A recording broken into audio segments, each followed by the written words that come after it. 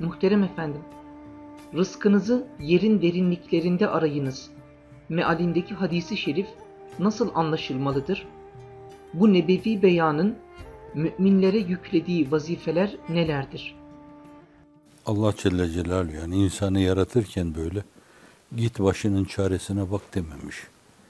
Yani öyle bir zemine, öyle bir talimgaha göndermiş ki yani her şey sanki başının ucunda. Biz biraz da burada bu başımızın ucunda olan şeyleri nasılsa ülfetten dolayı, ünsiyetten dolayı çok görmüyoruz da. Yani ille de evimde otururken de bir şey gelsin böyle dallarıyla, burnumun dibine sarksın beni filan öyle bekliyorsak burada esbab dairesi bu. Burası hikmet dairesi. Bu hikmet dairesi içinde insan teşebbüsünün yanında o kudreti ilahinin tasarrufu söz konusudur.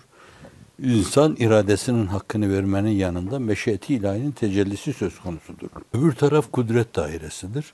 Burada akıldan geçen, hayalden geçen şeyler, hani burada dualara terettüp eden şeyler gibi. Onun da örneğini veriyor ki ona inanasınız. Bazen dua ediyorsunuz, bakıyorsunuz aynı ile oluyor o. Mesela Allah lütfediyor. İşte o dualar türünden olan şeyler orada aklınızdan geçen şey, dudaklarınızı kıpırdattığınız bir şey o istikamette hemen oluveriyor karşınızdan. Burası kudret dairesi. Hazreti Üstad Risale'de buna burası Darül Hikmet, orası Darül Kudret'tir diyor. Açıktan açığa kudreti kaire tasarruflarıyla kendini gösterecek bir yönüyle. Artık o iman etmek için, şehadet etmek için değil.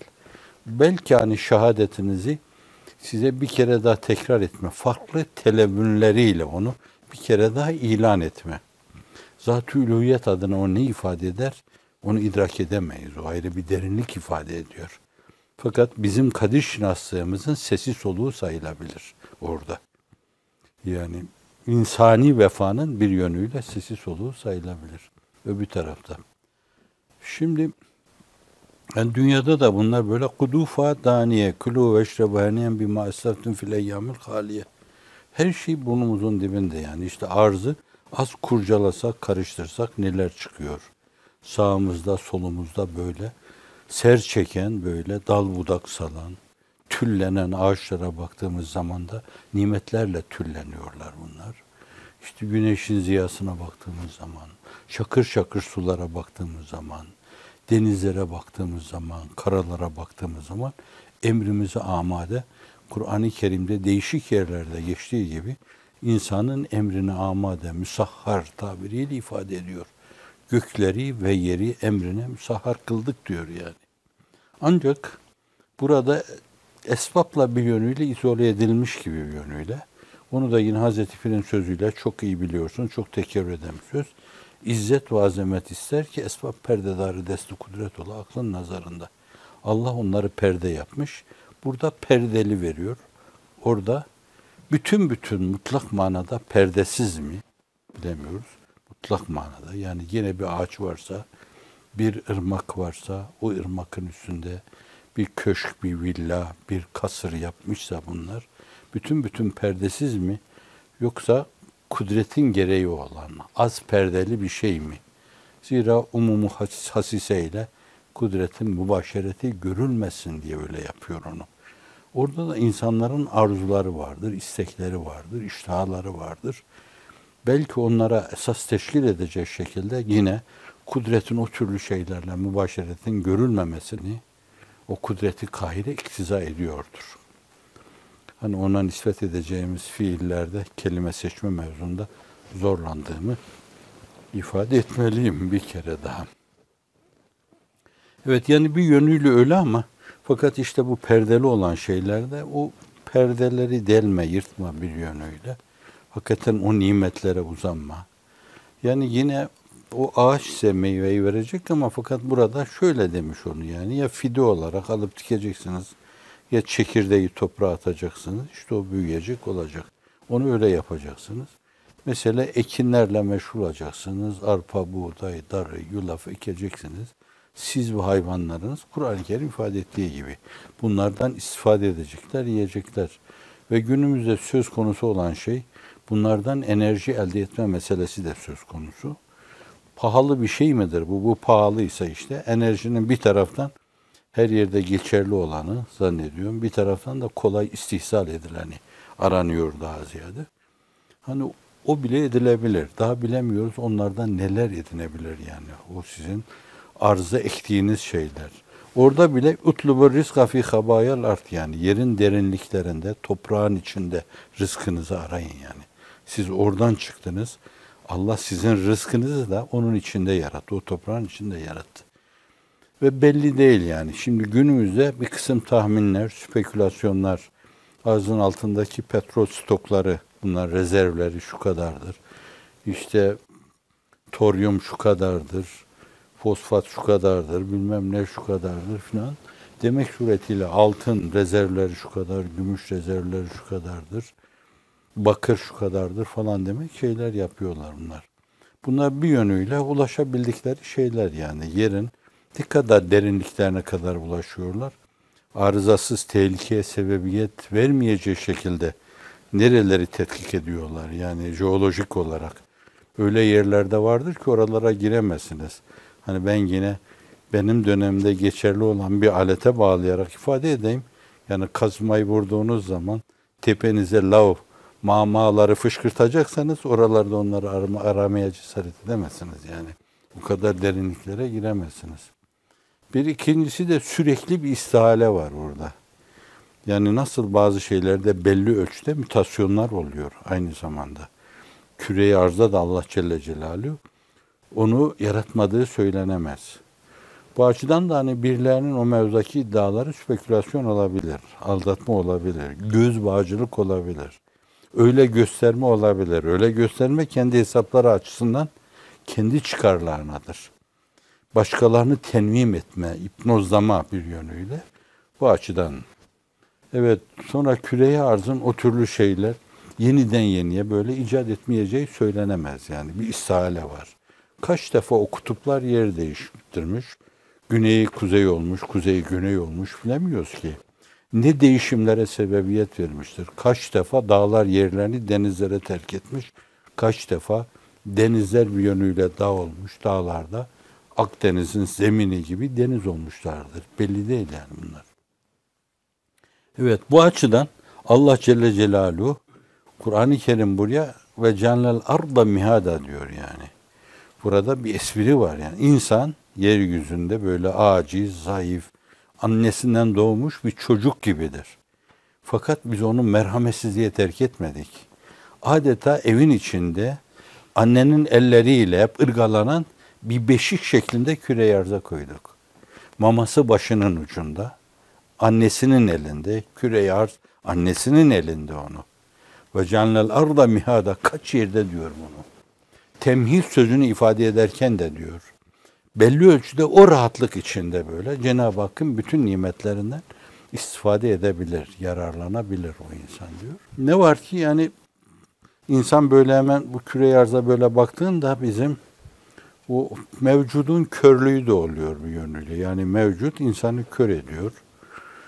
Bir yönüyle var olan şeyler insanı kör ediyor. Belki böyle çok ciddi bir aciz, bir fakr söz konusu olsa, bir ihtiyaç söz konusu olsa, bir ızdırar söz konusu olsa gözlerimizi açacak, bakacağız etrafa. Fakat öyle bir şey olmadığından dolayı bunları gerçek çehreleriyle göremiyoruz. Tam göremiyoruz bunları. Yani bu yan var. Enbiya-i İzam bizi sadece o mevcut nimetlerle böyle işte çözün bunun şifreli anahtarını bulun, açın bu kapıyı, ondan istifade edin filan. Hani dedirtmemek için onlar Kur'an mesajıyla, Tevrat, İncil mesajıyla gelmişler. Onların Kütüb-ü Salife'nin saatli olduğu yerler itibariyle diyelim. Bunlar işte biraz bunları anahtar olarak kullanın bu mevzuda. Yani Allah'ın nimetlerinden istifade edin demiş. Bir de öyle elimize bir anahtar verilmiş. Fakat yani işte onları belki belli ölçüde görmüyoruz. Ne göstermiştir onu bir yönüyle? Faikiyet mülazası, üstünlük mülazası, ekonomiye hükmetme mülazası, güç olarak dünyaya hükmetme mülazası. İşte bunlar zamanla birer dürtü halinde insanlarda o arzuları tetiklemiş, uyarmış. Yani işte bir yakın tarihteki bir petrol fırtınasına bakın. Raif Karadağ. O değerlendirilmeye başlamış ve önemli petrol rezervlerinin bulunduğu yerler keşfedilmiş ve devleti aliyenin parçalanması batılı mütegallipler tarafından kararlaştırılmış. Parçalarsak her birimiz bir yere konarız. Bazılarımız işte Bingazi'ye konarız, bazılarımız Irak'a konarız, bazılarımız İran'a konarız, bazılarımız Suudi Arabistan'a konarız ve böylece servet üzerinde oturan Osmanlıların elinden bu toprakları alır ve değerlendiririz. Sonra biriyle uğraşırken karşılarına başka bir şey çıkmış, biriyle uğraşırken başka bir şey çıkmış. Hani bir yönüyle belki hakikate ulaşma adına belki öyle bir araştırma aşkı, tetkik aşkı bir yönüyle, tecrübe aşkı diyelim, bu aşkları kullanmamıştık. Tecrübe aşkı gibi kullanmamıştık. Bunu deneme aşkı gibi şeyler kullanmamıştık bunları.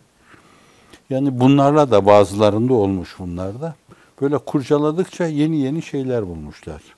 Mesela günümüzde yeni yeni bulunan şeyler var. Belki bizim anlayamadığımız şekilde Türkiye'de kapatılmış araziler olduğunu bana o işle iştigal eden arkadaşlar, yani bazı yerlerde işte toryum, bazı yerlerde bor. Bor vaka devlet şeyi olduğundan dolayı orada siz arazi kapatamıyorsunuz. Kapatılmış araziler var. Altınla alakalı olduğundan şüphelenilen kapatılmış araziler var. Gümüşle alakalı olduğundan ötürü kapatılmış araziler var. Şimdi o insanların mülazası biraz evvel arz ettiğim hususlara bağlayabilirsiniz yani. Zengin olma, güçlü olma, hükmetme, sözünü dinletme, gözün içine baktırma. Yani bir dönemde devlet aliye bu meseleyi ne derece hissetmişti, ne derece farkındaydı, ne derece değerlendiriyordu. Münakaşası yapılabilir bunun. Üstad Necip Fazıl bütün böyle karalamasa dediğinde Yeniçeri'de olduğu gibi derdi ki Türk toplumu düşünen adam yetiştirmemiştir, mütefekkir yetiştirmemiştir. Doğruydu veya değildi. Ama bir yanıyla bakıyoruz ki yani Batı'da Rönesans oluyor, sanayi inkılabı oluyor, teknolojik inkılaplar oluyor, değişimler Batı, dünyayı keşfediyor, çok farklı şekilde okuyor. Ciddi bir araştırma aşkıyla didik didik ediyorlar.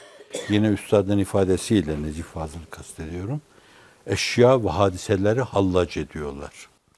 Pamuk gibi atıyorlar. Bu da ona ait bir tabirdir. Dolayısıyla yani bazen de min gayri kastin bir şeye rastlıyorlar yani. Adamlar gümüş ararken altın buluyorlar.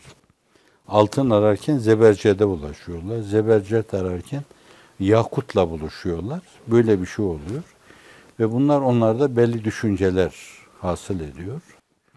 Hususiyle günümüzde de tabii yemenin, içmenin, böyle rahat etmenin, değişik seyahat vasıtalarında işte kullanılacak malzemeler üretmenin yanı başında enerji kaynakları mevzu çok önemli bir faktör.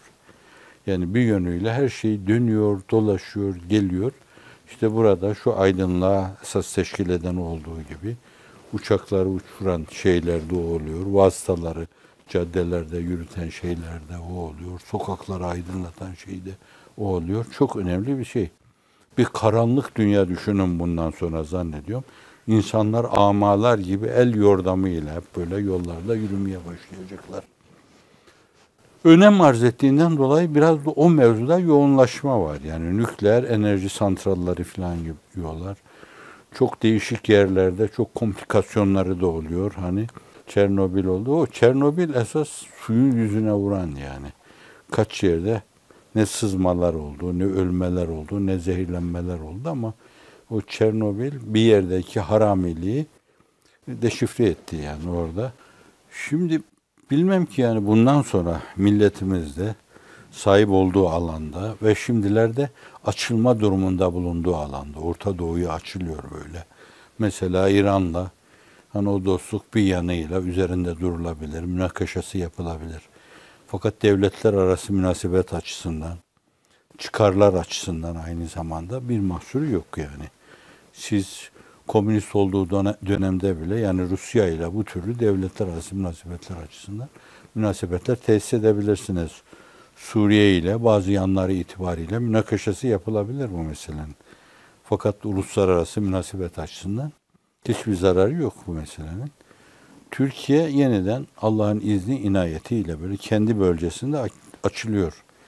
Ve belli zenginlikler var o bölgede.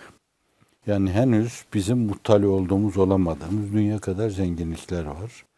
Belki bundan sonra bizim ilim adamlarımıza, araştırma adamlarımıza böyle araştırma aşkı taşıyan, hakikat aşkı taşıyan ve aynı zamanda araştırmalarını hakikati bulmaya bağlayan, bir yönüyle sanki araştırmaları sonsuza bağlayan, sonsuza kadar araştırma diyen, sonsuza kadar.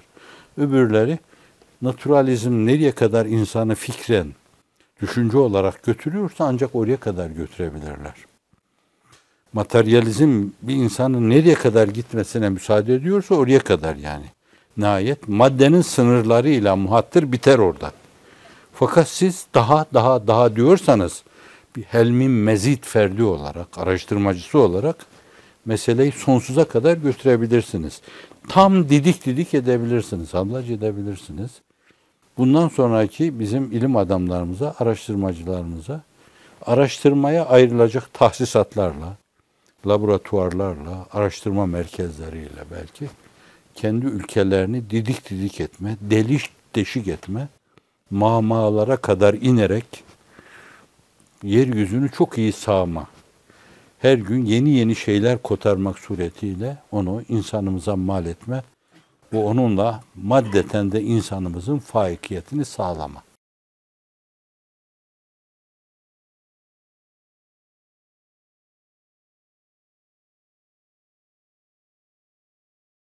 Bu rizka fi habayel ard hadisi münasebetiyle iltimisul marifete fi amakil kalbi ve habayel ruh buyurdunuz. Dil madeni ne demektir? Hakkın kenzen bilinmesinden maksat nedir? Evet. Bu meselenin bir yanı belki biraz evvelki hususla da irtibatlı, yani insan zahir yanı itibariyle bir beden, batın yanı itibariyle de bir ruh diyoruz. Yani bu kaba taslak bizim amice yaklaşımımız açısından. Yani zahir yanı itibariyle nöronlar diyorsunuz, sinir sistemi diyorsunuz, kaslar filan diyorsunuz. Ama batın yönüyle işte duyma mevzu, orunmak, his yani, şuur gibi şeyler. Ve aynı zamanda sizin işte adelileriniz, şu kadar mafsallarınız Efendimiz, 300 küsür şu kadar mafsal diyor bunlar. Ama bir yönüyle bunların batını da sizin iradeniz, o mevzudaki meşiyetiniz, sizin dileme şeyiniz. Bu mevzuda dilediğiniz zaman, aklınızdan geçirdiğiniz zaman öyle çabuk hemen bu hususları yapmaya muvaffak oluyorsunuz ki insan aklı durur yani. Aklınızdan geçer geçmez daha böyle. Saniye kaybetmeden ne yapmak istiyorsanız hemen onu yapıyorsunuz. Her şeyde insan bazı hususlar hissetmeye bakmalı yani. İhsas çok önemlidir. Bu ihsas menfezlerinden yollar hep ona çıkar, onu gösterir. Çok önemlidir. Yani o işin bir zahiri bir de batını var. Şimdi bu mevzuda da yani bu meselenin zahiri oluyor diyelim. Utlubur rizka veya iltemisur rizka fi habayal ard. Rızkınızı, sizin geçinmenizi Cenab-ı Hakk'ın Rezzak ismi. Rahman aynı zamanda Rezzak demektir. Yani sadece beslenme mevzu değil, kıyamınız olabilecek bir yönüyle. Esbab planında kayyumunuz olabilecek. Cenab-ı Hakk'ın kayyumiyetinin bir aksi olabilecek şeylerin hepsine denebilir. Biraz evvelki o şeyde sıralanan hususların hepsini o kategori içinde mütalaa edebilirsiniz. O mesele insanın zahiri açısından öyledir. Ama insanın batını açısından bakınca insan orada da işte iltemisul marifete fi amakil kalbi ve hayatir ruh falan diyoruz. Siz marifet dediğimiz şeyler, yani marifet ilim, icmali ilim, icmali ilimden sonra Allah'ı bilme, sonra tafsiliyle her şeyi yerli yerine oturtma, evet deme o mevzuda. Veya o bilgiyi tabiatınızın bir derinliği haline getirme. Bildiğiniz, kabullendiğiniz, hissettiğiniz şeyler aksine ihtimal vermeyecek şekilde sindirme, içtenleştirme. Ona marifet diyorsak, o işe bir irfan diyorsak, o işin sahibine de arif diyorsak, Hazreti Maruf'a karşı, hani maruf denir mi denmez mi?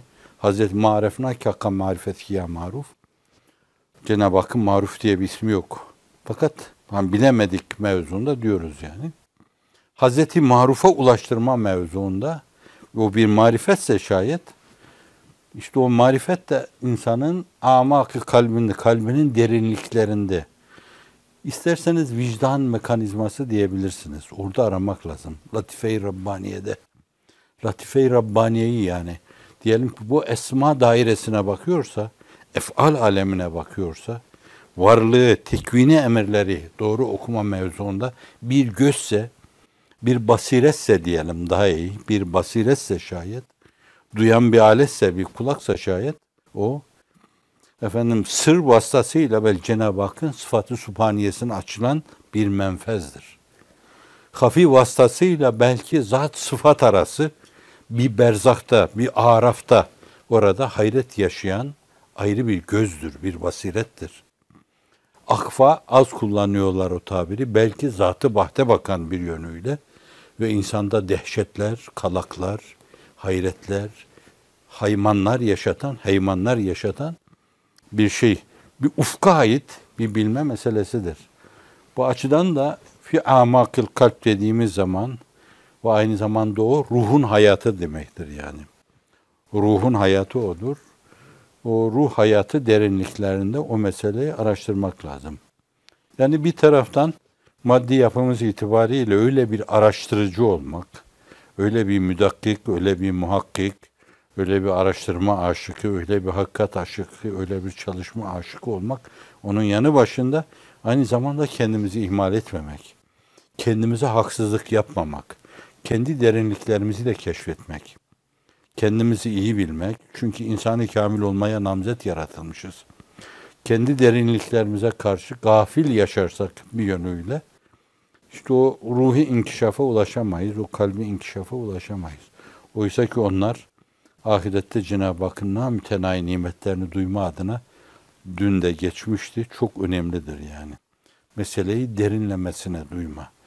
Yani tattığınız, ağzınıza koyduğunuz, elinize temas ettiğiniz, gözünüzle baktığınız, kulağınızla duyduğunuz, size zevk verecek bütün mübserat ve mesmuat, hepsi her defasında sizi kendinizden geçirecek kadar derin olabilir. Her defasında öyle derinlemesine duyarsınız ki Cenab-ı Hakk'ın zati cemalini görmüş gibi mest ve sermest olursunuz.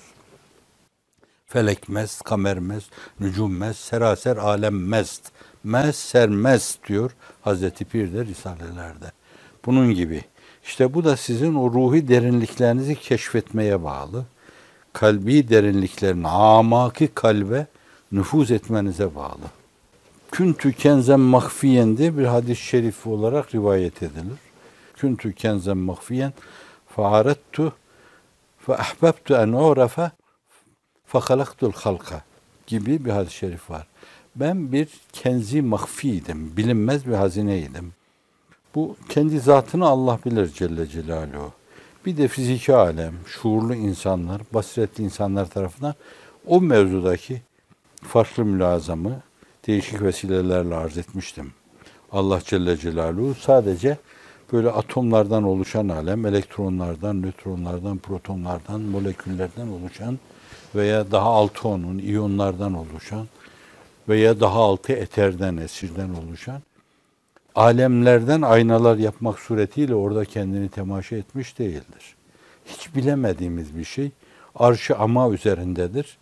İşte öbürlerine karşı da biz birer amayız.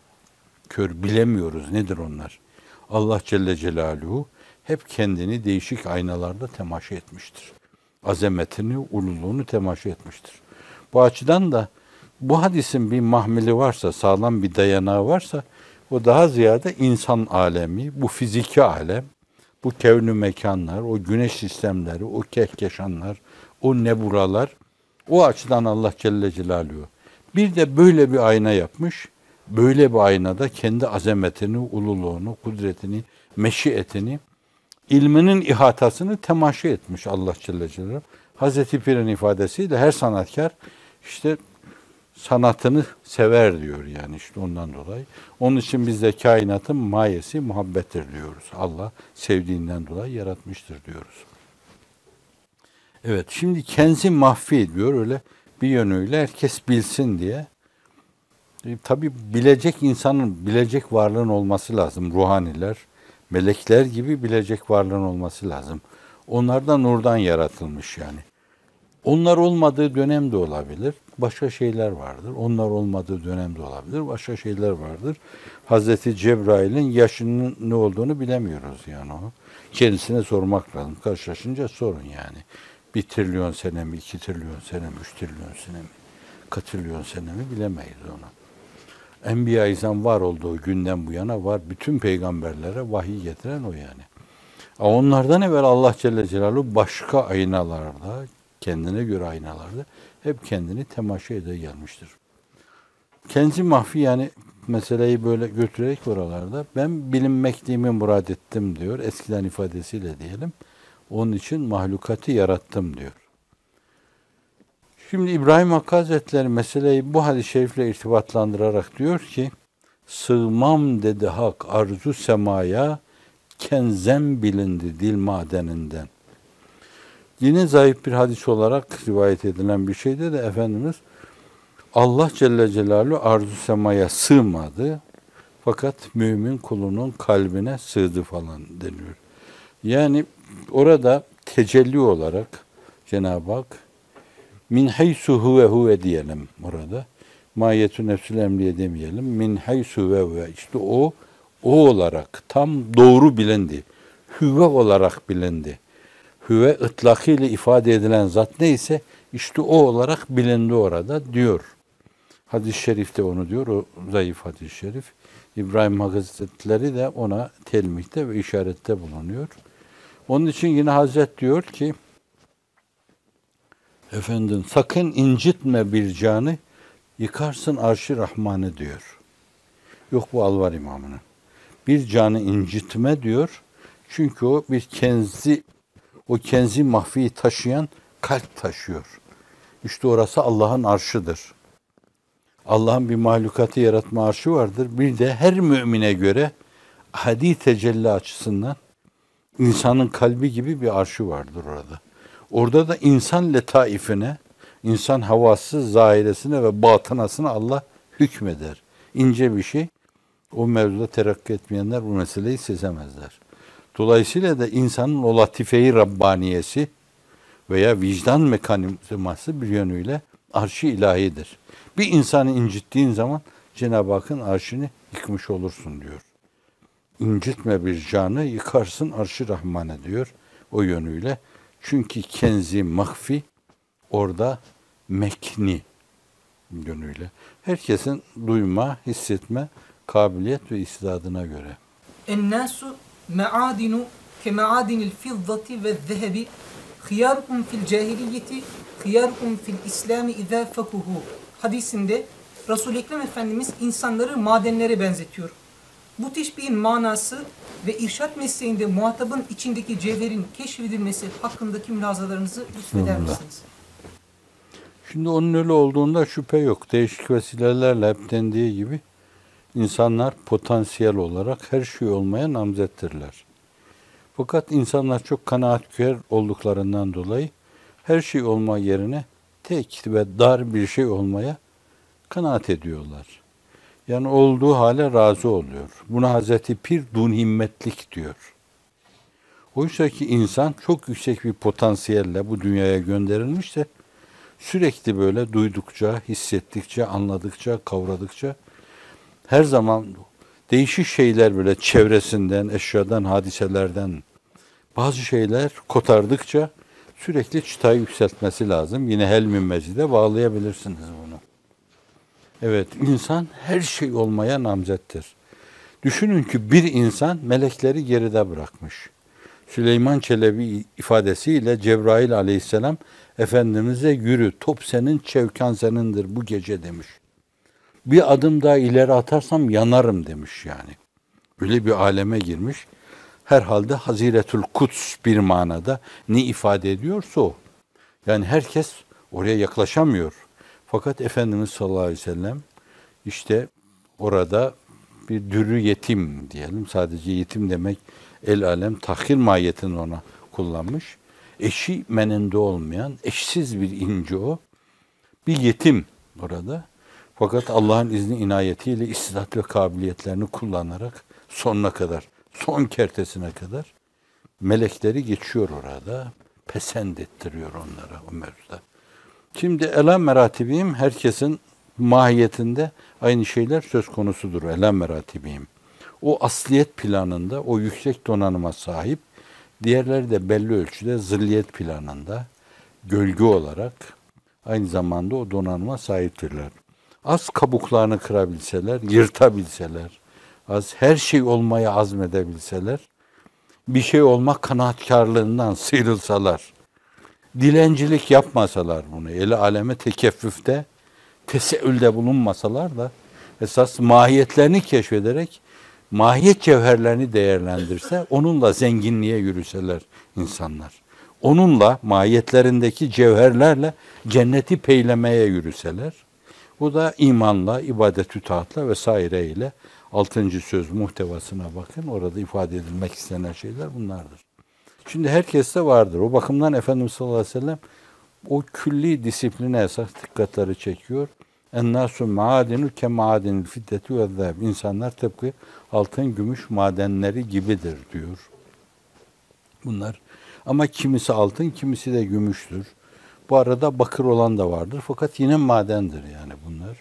Herkes derecesine göre onun kendisine bahşedilmiş bir kıymet olduğunu bilme ve bunu kelime-i şehadet ve kelime-i tevhidle ilan etme ve sonra belli ölçüde onun gereklerini yerine getirmek suretiyle öbür tarafta da Cenab-ı Hakk'ın nimetlerinden istifade ederler.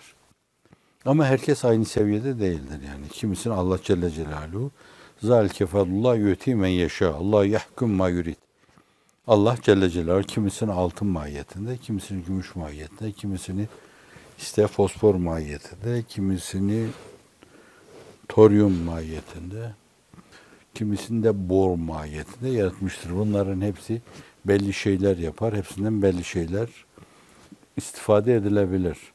Onun için hıyarun fil cahiliyeti hıyarun fil İslam yani. Diyor ki orada hakikaten mahiyeti böyle cevher gibiyse bunlar cahiliye döneminde de yine Allah'a inanmıyordur ama fakat hayırlı şeyler yapıyordur yani bu.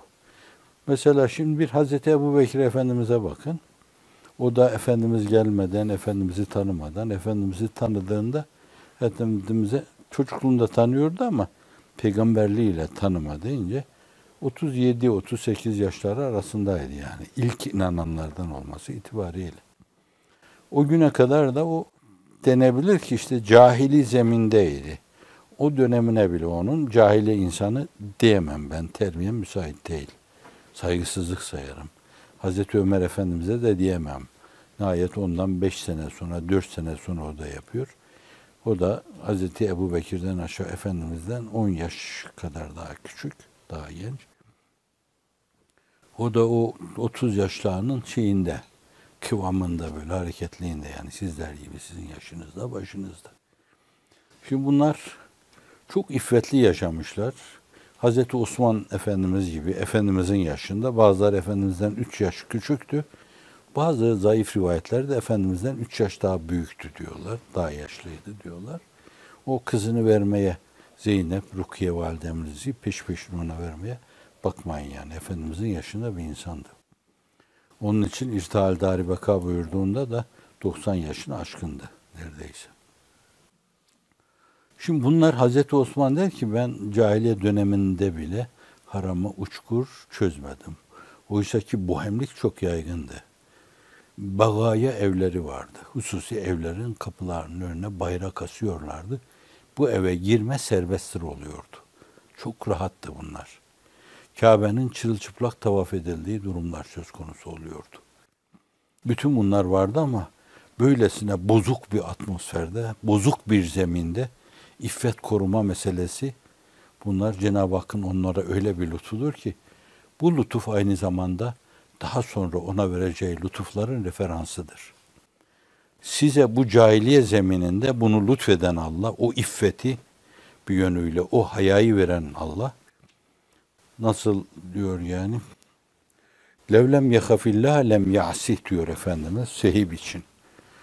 Niyemel abdü sehibun levlem yehafillah lem ya'sih diyor. Ne güzel kuldur diyor.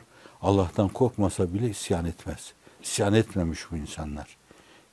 Dolayısıyla da öyle bir dönemde eğer isyan diyebileceğimiz, tuğyan diyebileceğimiz, gaflet diyebileceğimiz, şehavat diyebileceğimiz, bohemlik diyebileceğimiz şeylere zerre kadar meyletmemişlerse bunlar hakikaten Ebu Bekir, Ömer, Osman, Ali olmaya namzetlermiş. Tabi Hazreti Ali Efendimiz'in bir şansı var, bir avantajı var. Daha çocukken kendisini Efendimiz sallallahu aleyhi ve sellem'in kucağında buluyor. İlk solukladığı şeyler peygamberliğe ait o vahiy, mesaj solukları oluyor. Bir hususiyeti var.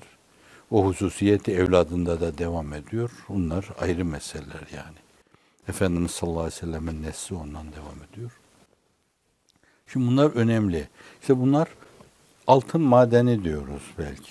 Onun ötesinde altın der altın madeni filan. Yani ama biz bildiğimiz en kıymetli maden ve yeryüzünde de rezervler azmış, az olan şeylerdenmiş. Yani Türkiye'de var ama fakat Türkiye çok zengin sayılmaz bundan dolayı. Yarın bitecek onlar nasıl olsa. İki sıradan Allah yaratabilir olsun. Biz o kadar inancımız da var Allah'ın izni inayetiyle. Evet en kıymetli maden Ebu Bekir, Ömer, Osman, Ali. Onlar Muhammed'in yareni. Şimdi bunlar cahiliyede hayırlı olan madenler. Zeminin işte ortamın cahili ortam olduğu bir dönemde demek lazım. Yine o tenzihi yapalım. O tebcili yapalım. Ha, beri tarafta da işte başkaları diyelim. Cahiliye döneminde bir Ebu Cehil, hoyrat bir adam. Bir Velid, hoyrat bir adam. Zikzak çizen bir adam.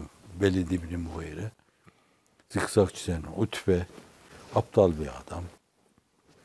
İşte oğlu onun Velid var. Pelit gibi bir adam. Bunlar da cahiliye döneminde neyse bakır mı bunlar? Artık dağıt, kömür mü nedir filan. Üstadımız orada yani birilerini birine benzetirken Ebu Bekir gibi altın ruhlu insanla Ebu Cehil gibi kömür ruhlu diyor demek. İşte o madinde kömüre kadar bir şey var.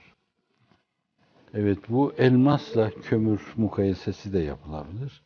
Çünkü arada kimyevi olarak tek bir basamaklı bir farklılık var yani orada. Bu tek basamağı sıçrası Ebu Cehil de oraya sıçrayacak ama sıçrayamadığından dolayı o Cehil'in babası oluyor, öbürü de Bikir'in babası oluyor. Bir bekare sergiliyor ki dünya peylesin onu. İşte buradan. Vesselam.